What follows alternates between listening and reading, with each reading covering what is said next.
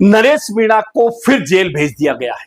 नरेश मीणा ने नगर फोर्ट थाने में आज पूरी भीड़ के साथ में आत्मसमर्पण कर दिया, यानी कि सरेंडर कर दिया। और सरेंडर क्यों करना पड़ा? क्योंकि SC ST कोर्ट की अदालत जो टोंक की है उसने हाई कोर्ट से मिली जमानत रद्द कर दी थी। रद्द करने की बात इसलिए हुई क्योंकि कहा गया कि नरेश मीणा को हाई कोर्ट से जो जमानत मिली थी उसकी शर्तों की पालना नहीं की गई।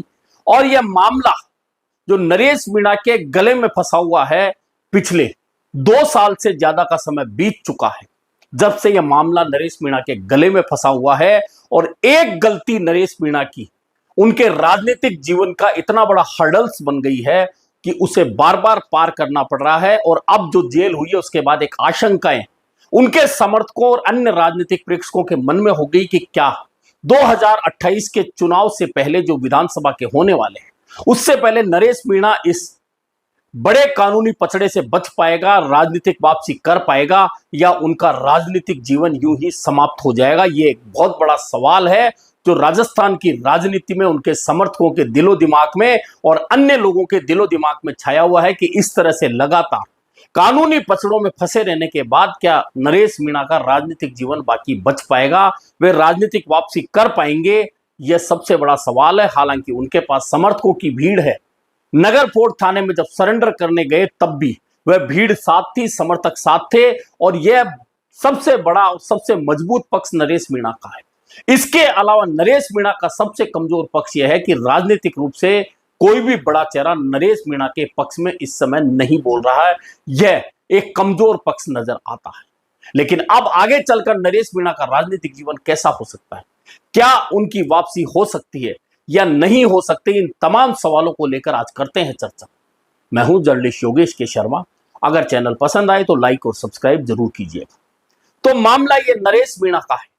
नरेश मीणा की जमानत रद्द करते हुए SC ST कोर्ट ने कह दिया था, गिरफ्तारी वारंट के जरिए तामील कर लिया था कि आप आइए, आपकी गिरफ्तारी होगी। सब कुछ होने के बाद नरेश मीणा ने तय किया था कि 6 अगस्त को नगर फोर्ट थाने में सरेंडर करेंगे। सरेंडर करेंगे तो निश्चित था कि नरेश मीणा के समर्थकों की भीड़ होगी। ऐसे में जिला कलेक्टर टोंक ने उनियारा और टोंक शहर में निषेधाज्ञा लागू कर दी थी। इसके बावजूद हजारों की संख्या में उनके समर्थक नगर फोर्ट थाने में पहुंचे। और सरेंडर करने से पहले नरेश मीणा ने बहुत स्पष्ट रूप से कहा, ना मैं समझौता करूंगा, ना मैं झुकूंगा, मैं लड़ाई लड़ूंगा। और उन्होंने कहा कि मुझे कहा गया कि आपने जमानत की शर्तों का उल्लंघन किया, लेकिन मैंने जमानत की शर्तों का कोई उल्लंघन नहीं किया, क्योंकि हाई कोर्ट ने मुझे कहा था कि आपको 2 बार नगर फोर्ट थाने आकर हाजिरी देनी है। मैं लगातार दे रहा था, लेकिन इस बीच पीपलोदी में बच्चे शहीद हो गए। पीपलोदी भ्रष्टाचार का वह कांड था स्कूल का जिसमें छत गिर गई और बच्चे शहीद हो गए। मैं उस मामले में धरना दे रहा था और मुझ पर मुकदमा लगाकर अब यह कह दिया गया कि मैंने जमानत की शर्तों का उल्लंघन किया। यह तो आज का एपिसोड है। आज इस एपिसोड के साथ में जैसे ही उन्होंने सरेंडर किया, कोर्ट में पेश किया, कोर्ट ने उन्हें जेल भेज दिया। अब सवाल आगे का है कि नरेश मीणा का आगे क्या होने वाला है। तो क्या होने वाला है, इसमें सबसे पहले SDM थप्पड़ कांड, देवली उनियारा उपचुनाव का वह दिन जब मतदान बूथ पर नरेश मीणा ने SDM को थप्पड़ मार दिया था। SDM थे अमित चौधरी। वह मामला इतना बड़ा बढ़ गया कि बलवा, आगजनी और उपद्रव हुआ। और उस उपद्रव के बाद में नरेश मीणा की गिरफ्तारी हुई। उस गिरफ्तारी के 8 महीने बाद में नरेश मीणा की जमानत हुई थी। अब सबसे पहले वह मामला समझा जाए, क्योंकि वह मामला अभी फाइनल स्टेज पर नहीं पहुंचा है। फाइनल स्टेज पर पहुंचने तक सजा का ऐलान नहीं होता है। अब उस मामले में अधिकतम कितनी सजा हो सकती है, तो जानकारों का कहना है, कानूनी जानकारों का कहना है कि अधिकतम 3 महीने की सजा उस SDM थप्पड़ कांड में नरेश मीणा को हो चुकी है।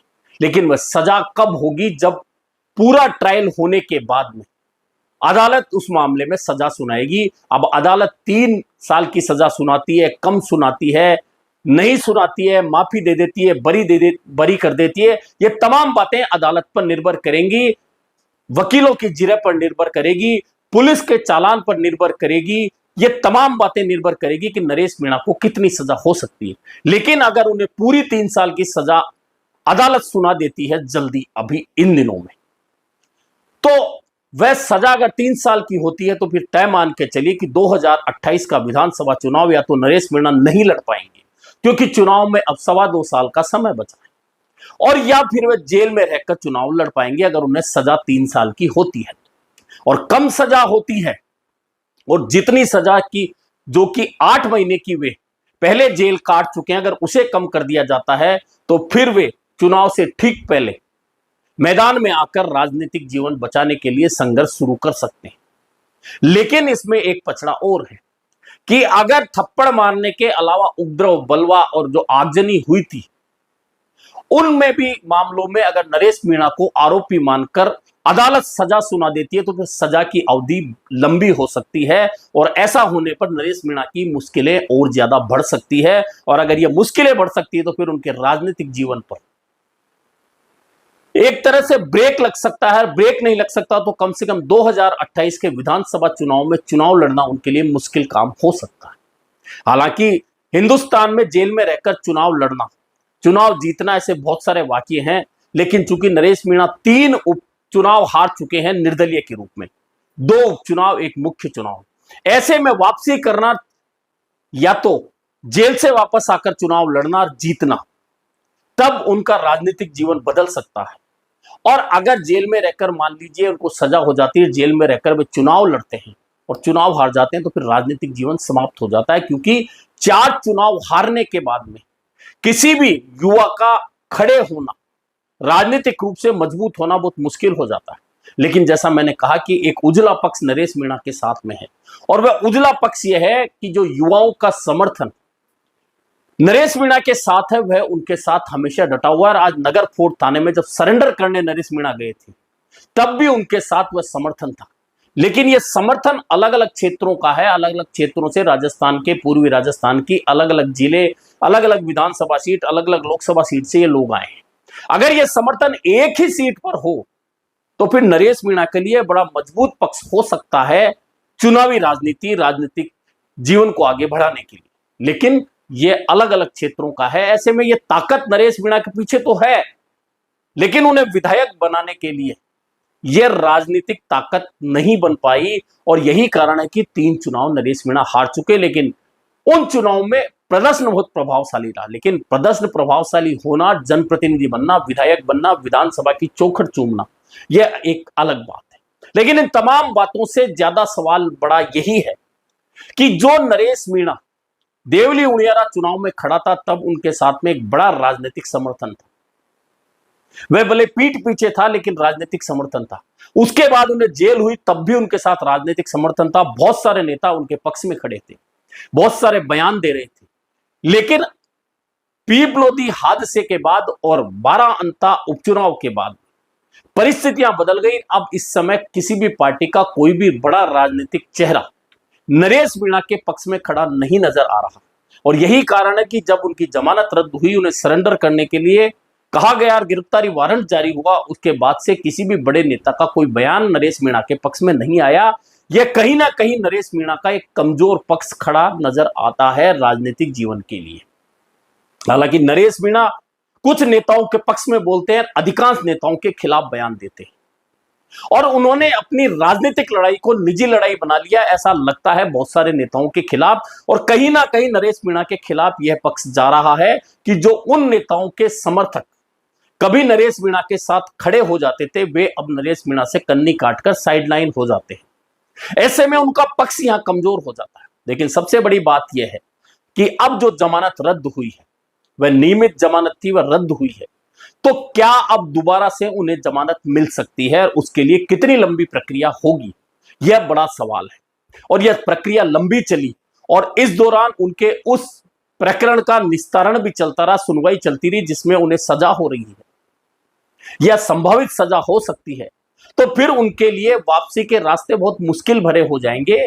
और अगर जमानत नहीं मिलती है निकट भविष्य में, जल्दी जमानत नहीं मिलती है, तो फिर समर्थकों का हौसला किसी भी नेता का टूट सकता है। तो यह तो युवा नेता है जिनके पास में राजनीतिक लंबा जीवन सामने दिखता है, लेकिन चूंकि जनप्रतिनिधि नहीं बनते तब तक समर्थकों का हौसला टूटना लाजमी है, और नरेश मीणा के समर्थकों का हौसला भी आखिरकार कब तक टिक पाएगा, यह देखना बहुत महत्वपूर्ण बात हो सकती है।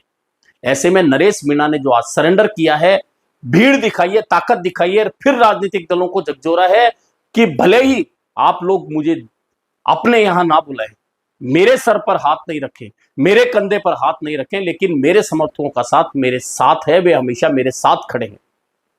लेकिन अब सबसे बड़ा सवाल यही है कि क्या निकट भविष्य में नरेश मीणा की जमानत बहुत जल्द हो सकती है इस मामले में, या फिर उन्हें फिर लंबे समय तक जेल में रखा जा सकता है। इस दौरान उनके तमाम प्रकरणों, क्योंकि प्रकरण सिर्फ देवली उनियारा उपचुनाव के दिन का नहीं है, प्रकरण सिर्फ पीपलोदी स्कूल हादसे के बाद धरने का नहीं है, प्रकरण बहुत सारे हैं जो उनके साथ जुड़े हुए हैं। और आपने पहले भी देखा होगा जब एक के बाद एक मामलों में उनकी गिरफ्तारी होती रही थी।